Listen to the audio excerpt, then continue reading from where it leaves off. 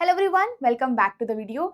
My name is मेघना और यहाँ पे आप सभी के लिए गुड न्यूज़ है। आप सभी को पता है एसबीआई पीओ 2025 के लिए नोटिफिकेशन रिलीज हो गया है और यहाँ पे बहुत जल्दी आपका ये प्रोसेस हो रहा है।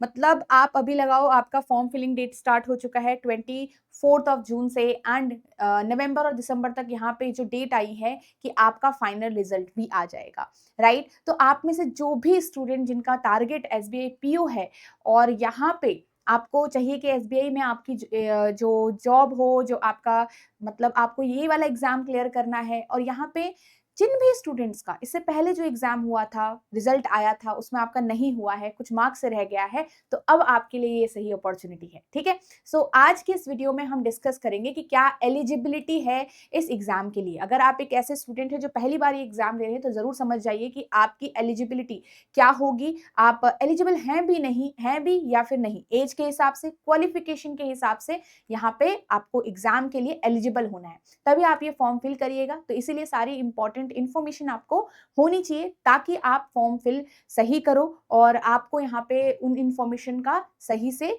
यूज आप कर पाओ। ठीक है, चलिए तो आज के इस वीडियो में एलिजिबिलिटी डिस्कस करेंगे, एज वाइज और क्वालिफिकेशन का भी, तो स्टार्ट से लेकर एंड तक जरूर देखिएगा। सो यहाँ पे से अगर आप एक ऐसे स्टूडेंट है जो कंप्लीटली न्यू है, बिगिनर है और आपको यहाँ पे लेवल ऑफ क्वेश्चंस अभी आइडिया नहीं है, तो ये आप प्रीवियस ईयर क्वेश्चंस से अच्छे से समझ सकते हैं। और ये प्रीवियस ईयर क्वेश्चंस आपको इन ई बुक के अंदर मिलेंगे। तो बेसिकली ये ई बुक के अंदर आपको प्रीवियस ईयर पेपर्स मिलेंगे, एसबीआई के तो मिलेंगे ही, साथ में आपके आईबीपीएस और आरआरबी की भी यहाँ पे previous year paper with their answer keys है।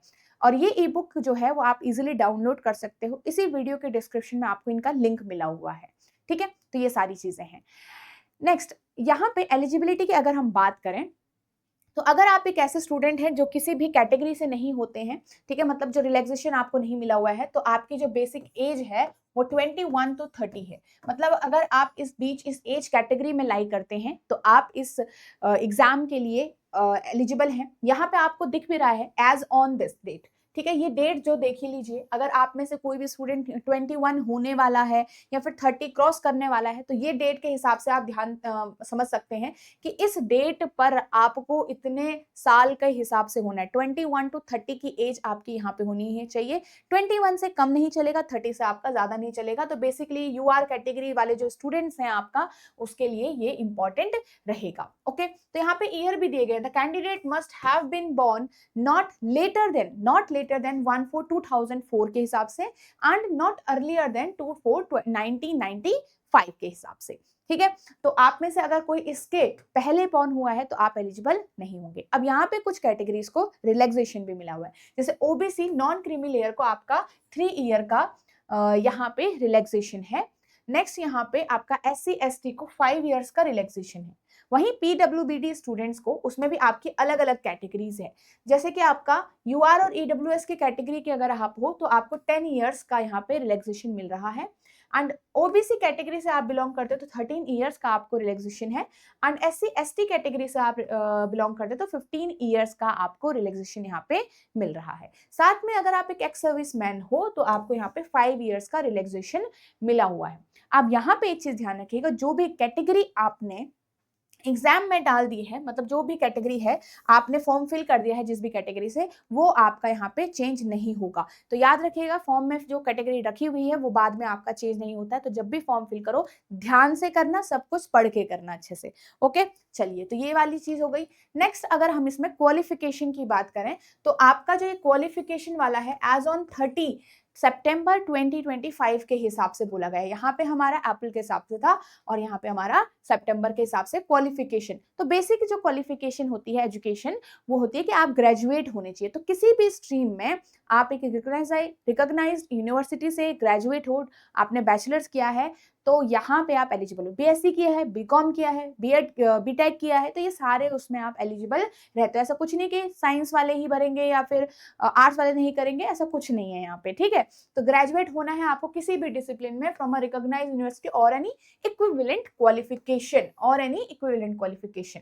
यहाँ पे एक चीज बहुत इंपॉर्टेंट है जो क्वेश्चन सबके मन में रहता है कि फाइनल ईयर स्टूडेंट्स क्या ये फॉर्म को फिल कर सकते हैं। तो याद रखिएगा कि फाइनल ईयर स्टूडेंट इस फॉर्म को फिल तो कर सकते हैं, बट एक कंडीशन आपके पास होगी। तो आप देख सकते हो कि अगर आपका लास्ट सेमेस्टर चल रहा है ग्रेजुएशन का या फाइनल ईयर चल रहा है तो आप इस फॉर्म को फिल तो कर लीजिए, बट आपके लिए एक कंडीशन होगी कि आप इस पर्टिकुलर डेट से पहले पास हो जाने चाहिए। मतलब आपका जो रिजल्ट है वो इस पर्टिकुलर डेट से पहले अनाउंस हो जाना चाहिए और आप पास डिक्लेयर कर देने चाहिए, ठीक है। क्योंकि वहां पे आपका ये जरूरी होता है कि आप ग्रेजुएट हो, तो ग्रेजुएट तभी होगे जब आप इसमें पास होंगे डिक्लेयर इससे पहले। लिखा हुआ है they will have to if called for interview, अगर आप इंटरव्यू तक जाते हो फेज तक, तो आपको यहाँ पे ये प्रूफ देना पड़ेगा कि आप इस पर्टिकुलर डेट से पहले ग्रेजुएट। अगर आपका एग्जाम इसके बाद आता है, जैसे इंटरव्यू तो मान लो मेरा अक्टूबर नवंबर में है, तो अगर आपका जो रिजल्ट है मान लो अक्टूबर में आ रहा है, दिसंबर में आ रहा है ना, तो आप तब एलिजिबल नहीं होंगे। याद रखिएगा इससे पहले और इस तक आपका रिजल्ट अगर आ रहा है तो आप एलिजिबल हो, ये चीज याद रखिएगा और ये सबके लिए है। ओके, नेक्स्ट यहाँ पे अगर हम बात करें कुछ और भी कैंडिडेट जिन्होंने अगर यहाँ पे डिफरेंट क्वालिफिकेशन की है, जैसे medical, engineering, chartered accountant, cost accountant, तो आप वो सारे स्टूडेंट भी यहाँ पे एलिजिबल हैं। नेक्स्ट अगर हम यहाँ पे बात करें तो आपको जो मार्कशीट है वो आपके पास होनी चाहिए, जिसमें आपके मार्क्स होंगे, जिसमें आपको लिखा गया हो कि आप यहाँ पे पास हो रखे हैं ग्रेजुएशन।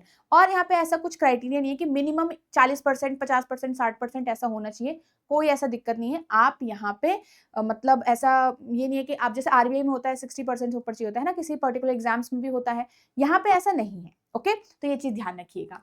नेक्स्ट रिलैक्सेशन आपका ये है एज वाला और ये आपका क्वालिफिकेशन वाला है। सो आई होप आपको सारी चीजें अच्छे से समझ में आ गई हैं। अब यहाँ पे काफी सारे ऐसे स्टूडेंट होंगे जिन्हें लगता होगा कि कहाँ से हम प्रिपेयर करें, कौन सा एक सही सोर्स होगा जहां से हम सारी चीजें एक साथ प्रिपेयर कर सकते हैं। टेस्ट देना अगर हम हैं तो टेस्ट हम दे सकें, अगर वीडियोस देखनी है, हायर लेवल वीडियोस देखनी है तो हम वहां पे से देख सकते हैं, मेंटर गाइडेंस चाहिए तो हम यहाँ पे से ये चीज ले पाए। तो ये सारा इस कोर्स के अंदर है। बैंकिंग एग्जाम महापैक ये बहुत इंपॉर्टेंट हो सकता है आपके लिए, आप इसमें एनरोल करिए और सारी चीजों को आप ढंग से जानिए कि क्या क्या है इसके अंदर। और ये इन सिर्फ एसबीआई के लिए नहीं, ये आपके सारे एग्जाम के लिए इंपॉर्टेंट रहेगा। एसबीआई, आईबीपीएस और आरआरबी सारे एग्जाम के लिए आपका इंपॉर्टेंट रहेगा, पीओ एंड क्लर्क। इसके अंदर क्या क्या आपको अवेलेबल है ये चीज मैं आपको दिखा देती हूँ, ठीक है। तो आपका इस कोर्स के अंदर ये सारी डिलीवरेबल्स हैं, आप इसको ढंग से रीड भी कर सकते हैं। देखो क्वांट्स, रीजनिंग एंड इंग्लिश की क्लासेस आपको मिलेगी, रिकॉर्डेड क्लासेस जो होंगी, टॉपिक वाइज टेस्ट अभी आपको मिलेगा और ये आपके बेसिक लेवल से लेकर हायर लेवल तक के क्वेश्चंस को कवर करती हैं। नेक्स्ट आपके यहाँ पे मिनी मॉक टेस्ट भी होगा, चैप्टर वाइज टेस्ट है आपका, मिनी मॉक टेस्ट भी है पीओ एंड क्लर्क लेवल के हिसाब से, एंड प्रीलिम्स एंड मेंस के हिसाब से आपके फुल लेंथ मॉक टेस्ट भी है यहाँ पर। मतलब हर एक एग्जाम के डिफरेंट डिफरेंट मॉक टेस्ट आपको मिलेंगे। नेक्स्ट आप देख सकते हो करंट अफेयर का भी मटेरियल आपको मिलेगा, डिस्क्रिप्टिव इंग्लिश का भी आपको मटेरियल यहाँ पे मिल रहा है। नेक्स्ट आपको कंप्यूटर क्लासेस की भी आपको यहाँ पे मिलेगा, ठीक है। Previous year paper with explanation आपको यहाँ पे अवेलेबल होगा। साथ में मेंस तक तो आपका काम बन गया, अगर आप इंटरव्यू के लिए सिलेक्ट होते तो इंटरव्यू गाइडेंस भी आपका इस कोर्स के अंदर है। तो सारी चीजें आपकी इस कोर्स के अंदर अवेलेबल हैं। मेंटोर सपोर्ट आपको है। मेंटर सपोर्ट आपको कभी भी कोई डाउट आता है, कोई क्वेरी आती है, आप डायरेक्टली अपने फैकल्टी से भी कॉल अरेंज करा सकते हैं, आप मेल कर सकते हैं, आप डाउट पूछ सकते हैं, ये सारी चीजें आपके इसमें अवेलेबल है, ठीक है। मेंटर सपोर्ट आपको कंप्लीटली यहाँ पे अवेलेबल रहता है। तो ये सारी चीजें इस कोर्स के अंदर है, आप इसमें वेरी इजीली एनरोल कर सकते हैं 3 तरीकों से। एक तो आपको इसी वीडियो के डिस्क्रिप्शन में कोर्स का लिंक मिल जाएगा। सेकेंड, आप यहाँ पे एडुटैप लर्निंग सोल्यूशन आप डाउनलोड कर सकते हैं प्ले स्टोर से। एंड थर्ड, आप यहाँ पे edutap.in वेबसाइट विजिट कर सकते हैं। तो वेबसाइट अगर आप विजिट करेंगे तो आपको कोर्स किस तरीके से विजिबल होगा और कैसे आपको एनरोल करना है ये मैं आपको दिखा देती हूँ। आप यहाँ पे edutap.in सर्च करेंगे, आपको कोर्सेज पे जाना है उसके बाद, और यहाँ पे बैंकिंग कोर्सेज पे सर्च करना है, ठीक है।